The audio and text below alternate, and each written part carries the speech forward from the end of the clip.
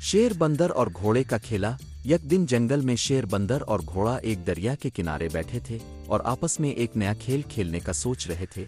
शेर ने कहा, हम तीनों में से कौन सबसे बेहतरीन तैराक है? बंदर हंसते हुए बोला, शेर साहब, अब पानी में डूब कर बैठ जाते हो, आपको तैरना आता है या नहीं?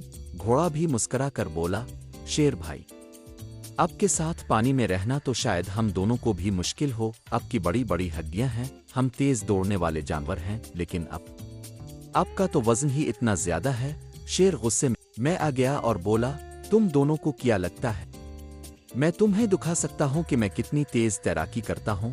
बंदर बोला, चिल्लू, फिर फैसला करते हैं। हम तीनों को दरिया पार करना है, जो सबसे पहले पहुंचेगा वो जीतेगा।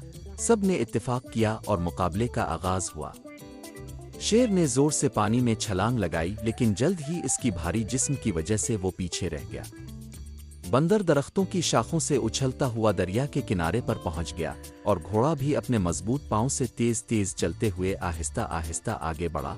आखिरकार बंदर पहले पहुंचा और कहा, शेर साहब, आप तो बस पानी में तैरने की बजाय गुस्से में दौड़ते हैं।